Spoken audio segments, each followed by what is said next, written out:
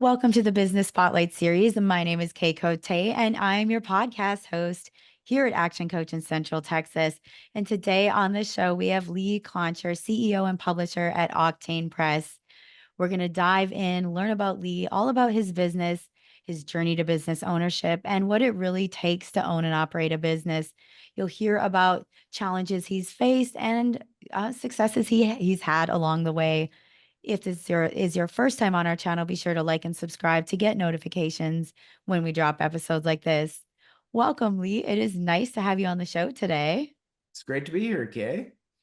Wonderful. Well, let's dive in and share a little bit about yourself and your business. So my business is Octane Press, and we're a book publishing company, and we publish books for enthusiast readers, for people that love machinery. And I am the founder and the publisher. I am also an author and photographer. This is a niche that I've been involved in basically my whole career. Our business has grown over the last 10 years from being a very small bootstrap startup to a solid company with a international reputation in making great motorsports books. Wow, that is incredible. So you've been in business for over a decade now. Yeah, it'll be actually October 1st will be our 14th anniversary. We were founded in 2010. Oh my goodness, congratulations. That's Thank incredible. you. It's coming up. That's coming up soon. Yeah, I know. I got to figure out something to celebrate. That's true. Well, that is so cool. Well, I'd like to really, dive into a little bit about the business and like kind of what you're doing. So, like currently it's you and like what's your team look like for the business? Gotcha. We have our team is really all over the place. We have a core, I would say, of a half dozen people that are either employees or contractors who are working for us on a day-to-day basis to run the publishing business. But then we've got a broad net. We use people with so many different specialties. We have a broad set of sales reps. We have lots and lots of contractors that do all kinds of special things. And I'd say there's 20 or 25 people that are involved on a regular basis. We also have almost 150 authors that are part of it. Oh, wow. So, a book publishing turns out is very much a big community, even though we are a very small company. That is really cool. That's really neat to learn about that, especially, working with so many people. Now, do you utilize like within your business, like a CRM or organization tool to kind of keep everybody like organized? We use a variety of things. We kind of the core folks live and breathe on Slack. We have lots of different. We don't use a CRM, no. To answer that question, we do use a lot of spreadsheets and a lot of kind of well-developed processes and flows so things can be tracked. And we're all virtual too. So there's a lot of challenges to our business. We weren't always all virtual. That came up in the last 4 years. Mhm. So we've really had to focus on tasks and processes to keep everybody together. Definitely. Well, tell me a little bit more about that, like some of those challenges you faced and how you're tackling that.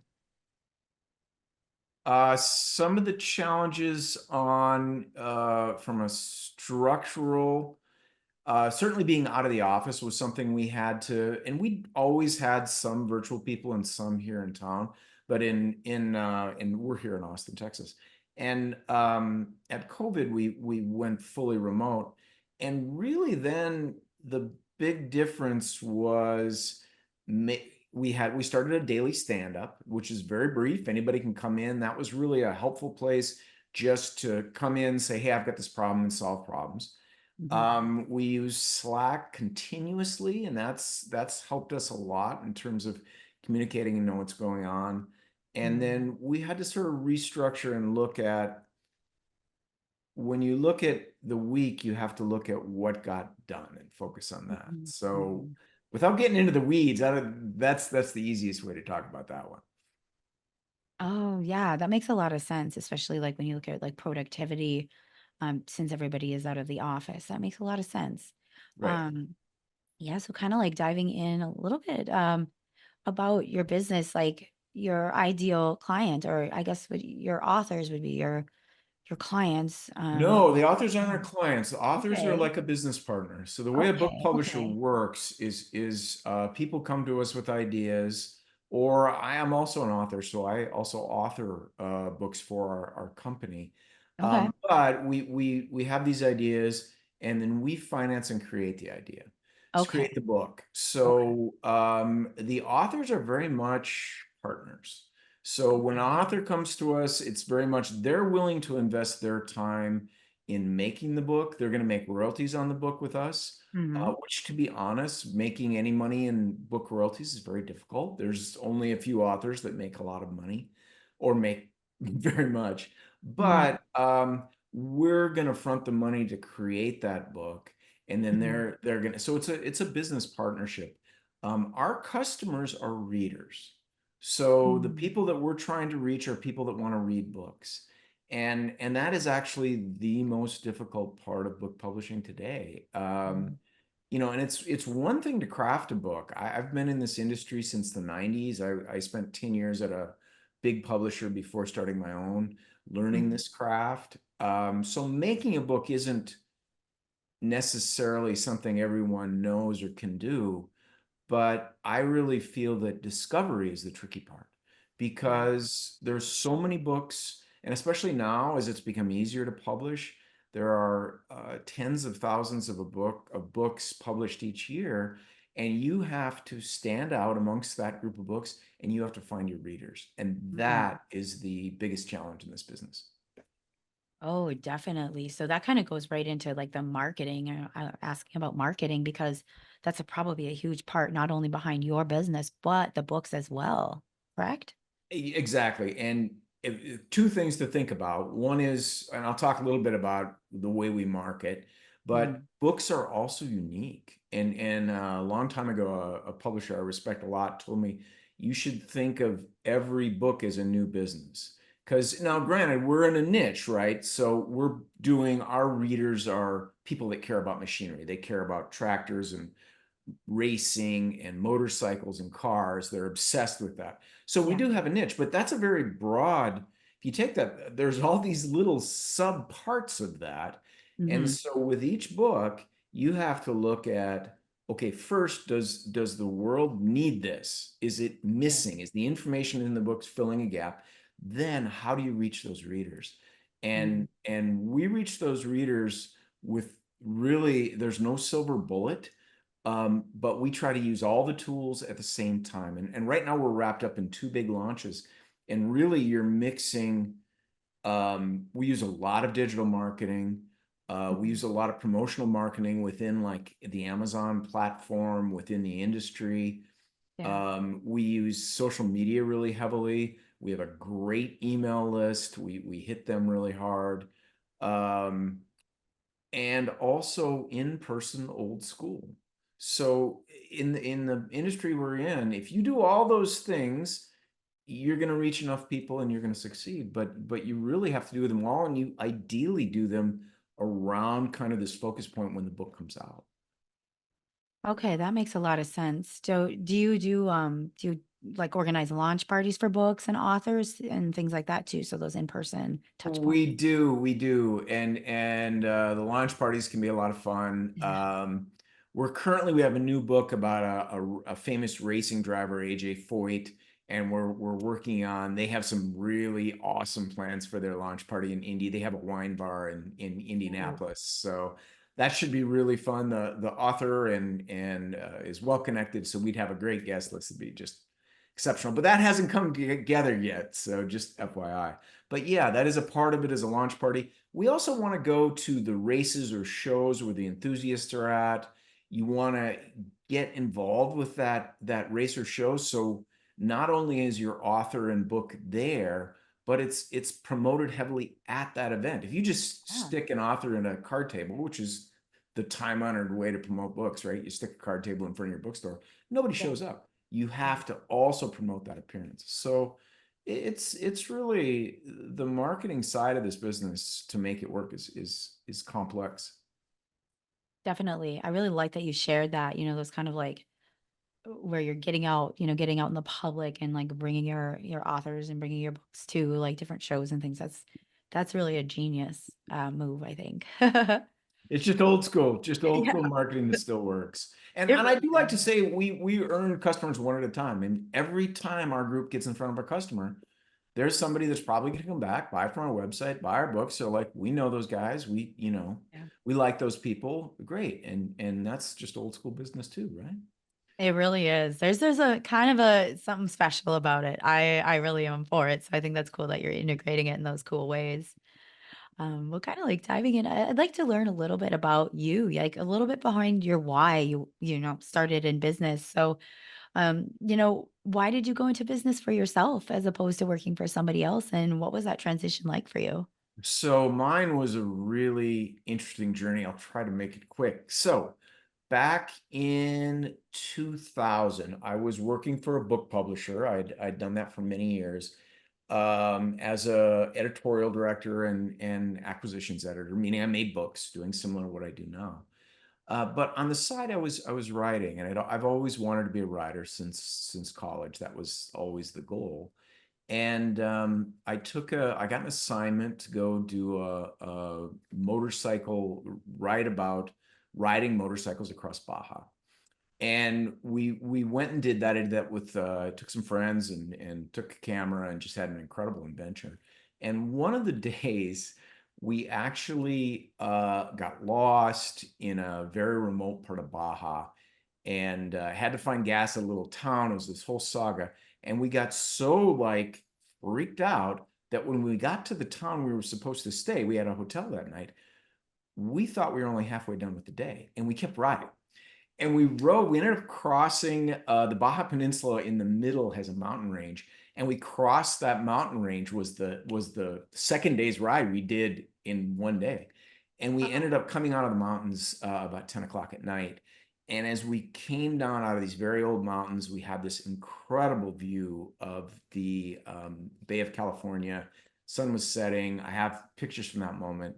And I had a moment. I had a moment where I was like, Mm. okay, I want to do this. Hmm. I'm done with that, which was working for somebody. And so that really kicked me off. And I came home and started working from that moment on. It took me 5 years before I quit my job and started doing things on my own. Yeah. But that's what led me to being independent. I quickly learned as soon as I did that, that I am a much happier person when it's mine. And I Mhm. remember telling in the early days, I mean, it was tough when you start a business from zero. I didn't have funders, I didn't have backers. I just had, hard work and a few nickels. And I mean, I'd Mhm. been working in book publishing. So believe me, when I say a few nickels, I mean a few nickels. You don't make a ton of money. Mhm. Um, but I was like doing these little things for myself, which where it was my choice and I'm fighting with all the difficulty, I was just so much happier. And since that time, that was 2006 when I walked away. You know, Mhm. I'm done. I'm independent. That suits me. Wow, that is a cool story. I absolutely love that you have like that moment that you remember that was that life-changing moment. Thank you for sharing that. That's super cool. Um, Kind of like looking at the business that, over these last years that you've had it, what is a memorable roadblock or challenge that you maybe faced along the way that you overcame, and how did you grow from it? I looked, you sent me this question in advance, and I looked at it, I'm like, oh my God, that's like 10 years of moments. But there's a couple that really stand out. One is getting our first big book off the ground. Mm, So by 2010, we were starting to focus on books, but the company just didn't have resource. And a lot of our books are large and expensive. They just mhm, require what to a normal person like myself is a lot of money. mhm. So getting that first one off the ground, it took us 3 years to figure out how to fund it. We knew what we wanted to do. It was a book on farm equipment of all things. I knew there was a niche. What we were doing was a book that was bigger, more thorough, and more expensive than anything that had been done. Okay. So there was just so many challenges to that. The bookstores were skeptical. They're like, that's too expensive. Nobody's going to buy it. Mhm. Finding the right partners took time, getting it done, making sure it succeeded, huge. So we just killed ourselves. And in fact, in that time, I hired my first employee, which was a kid who was going to St. Ed's College, Toby Gross, who's here in town and a good friend of mine now. Mhm. And he and I remember, were working out of my house, just two guys, nothing. And the first shipment of 7,000 of these new books came in September of 2012. And 2 days before they arrived at our warehouse, all 7,000 were sold. And that was the line in the sand for the company, where Mhm. we went from, kind of a dream and just grinding it out to, making enough money to call ourselves a business, get an office, hire people, do all of the things businesses do. Before that, it was just grind, grind, grind. Yeah. But those years before, there's nothing tangible to tell you this is going to happen. You just Mhm. have to believe. And so that was a real turning point. I'd also say back in 20, we decided to grow the company, and that was Mhm. I will go into that's a little more of a normal business story. We invested some money and added some things and really grew the company quite a bit. Mhm. Things that we thought would work didn't work, things we didn't expect, and I think that's everybody's story, honestly. But that was another very challenging time where the company transitioned again. Uh, Mhm. Yeah. Wow. Well, that is really incredible to hear. When you had that moment again where you're like, "This is it. This is where I'm going." Looking kind of ahead, where do you see yourself growing in the next 3 to 5 years? So our growth is really, we went through that big growth spurt in 20, and after it, I'm like, oh, those big growth spurts are brutal. So we've settled into a real kind of 10 to 15% growth, Yeah. solid growth, and we've changed our focus a little bit. Instead of trying to do lots and lots of books for us, which would be about 15 to 20 books a year, we've cut way down and we're trying to do big hits. And we're trying to make sure we have two big hits, basically four big hits every year. And that is a different model. It's still got its challenges. But it's a much more, I find it a much more sustainable model. And so right now we're just focused on, we've built this great enthusiast audience, and we're focusing on reaching beyond that, broadening the appeal of our books. A lot of our books in the very early days were, they're for somebody they're laser focused. What they love is, Al Unser Jr. Racing or farm tractors. That's it. Mhm. And we're really creating books now that have a broader appeal. And that's been a lot of fun for all of us. We're like, okay, we have books we could get our relatives to read. It's fun. That is so fun. Well, this has been such a fun conversation to hear about your business, how you've grown over the years, and like what's kind of looking at the years ahead. So, um, I'd love to dive into it's a fun section of questions called our rapid fire section, where we Woo! ask you 4 questions where you answer top of mind. Are you ready for some rapid fire? I'm ready. Bring it on. All right. The first question is, what is a key to success for you? Hard work and persistence. Stick with it. Yes. And what is one piece of advice you have for other business owners? Work your ass off.